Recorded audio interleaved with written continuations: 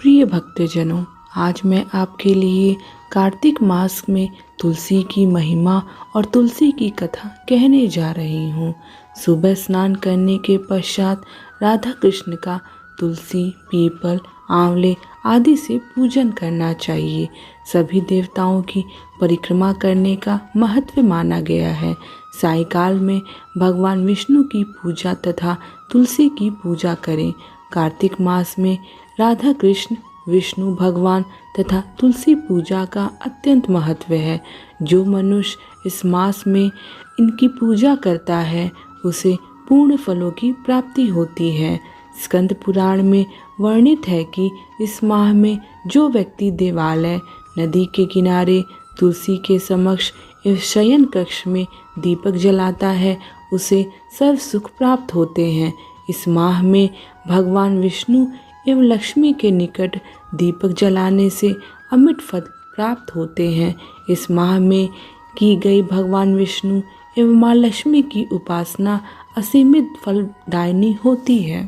तुलसी हमारी आस्था एवं श्रद्धा की प्रतीक है एवं अपरिमित औषधि गुणों से युक्त भी।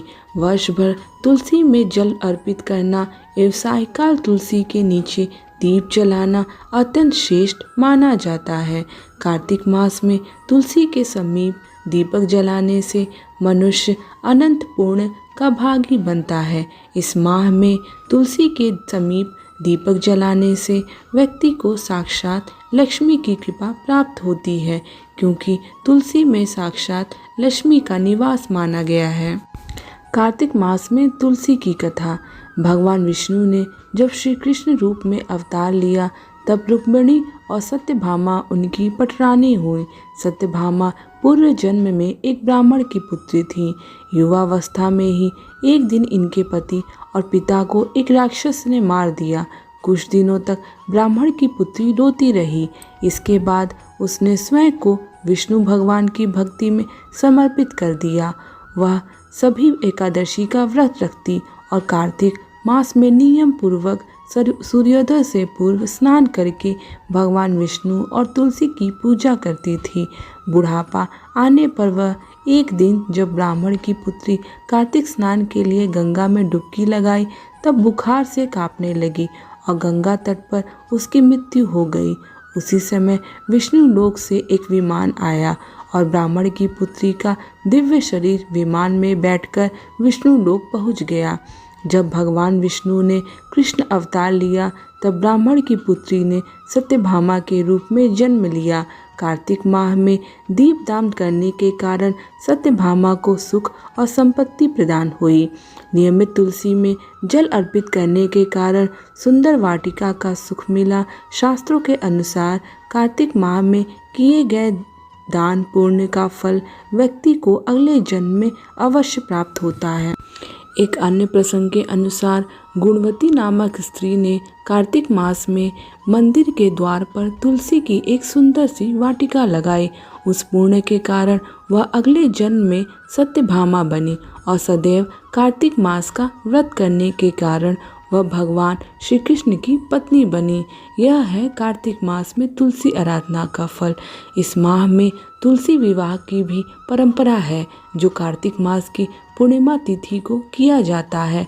इसमें तुलसी के पौधों को सजाया संवारा जाता है एवं भगवान शालिग्राम का पूजन किया जाता है। तुलसी का विधिवत विवाह किया जाता है। जो व्यक्ति यह चाहता है कि उसके घर में सदैव शुभ कर्म हो, सदैव सुख शांति का निवास रहे, उसे तुलसी की आराधना अवश्य करनी चाहिए। कहते हैं कि जिस घर में शुभ कर्म होते हैं वहाँ तुलसी हरी भरी रहती है एवं जहाँ अशुभ कर्म होते हैं वहाँ तुलसी कभी भी हरी भरी नहीं रहती। तुलसी हमारी आस्था एवं श्रद्धा की प्रतीक है एवं अपरिमित औषधि गुणों से युक्त भी। वर्ष भर तुलसी में जल अर्पित करना एवं सायंकाल तुलसी के नीचे दीप जलाना अत्यंत श्रेष्ठ माना जाता है। कार्तिक मास में तुलसी के समीप दीपक जलाने से मनुष्य अनंत पुण्य का भागी बनता है। इस माह में तुलसी के समीप दीप जलाने से व्यक्ति को साक्षात लक्ष्मी की कृपा प्राप्त होती है, क्योंकि तुलसी में साक्षात लक्ष्मी का निवास माना गया है। प्रिय भक्तजनों, जैसा कि आप सभी लोग जानते हैं कि कार्तिक मास चल रहा है।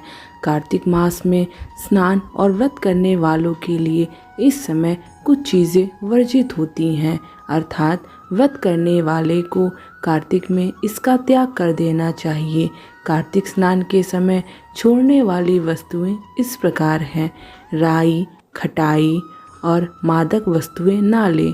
दाल, तिल, पकवान व दान किया हुआ भोजन ग्रहण ना करें। किसी भी जीव का मांस, पान, तंबाकू, धूम्रपान, नींबू, मसूर, बासी या झूठा अन्न ना लें। केवल एक बार पत्तल में भोजन करना चाहिए। इसके अलावा गाजर, मूली, लौकी, काशीफल, तरबूज, मट्ठा, मसूर, प्याज, सिंघाड़ा, कासे में भोजन, भंडारे का भोजन, सूतक या श्राद्ध का अन्न आदि का उपयोग नहीं करना चाहिए।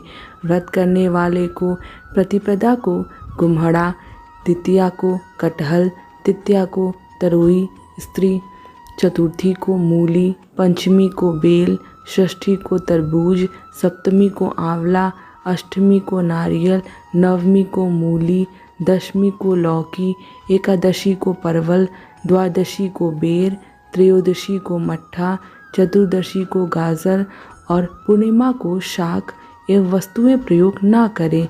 रविवार को आंवला नहीं लें। कार्तिक स्नान करने वाले को कड़वे वचन, झूठ बोलने तथा ईर्ष्या द्वेष आदि से बचना चाहिए। इसके अलावा गुरु, स्त्री, महात्मा, देवता, ब्राह्मण आदि की निंदा नहीं करनी चाहिए। कार्तिक में हमें क्या दान करना चाहिए? कार्तिक महीने में अन्न दान के अलावा केला तथा आंवले का दान करना चाहिए।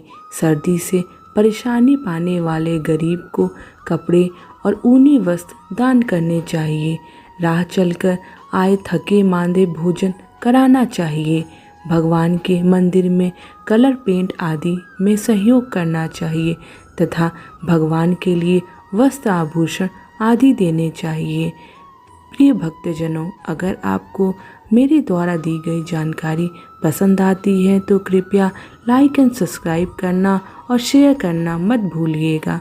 धन्यवाद।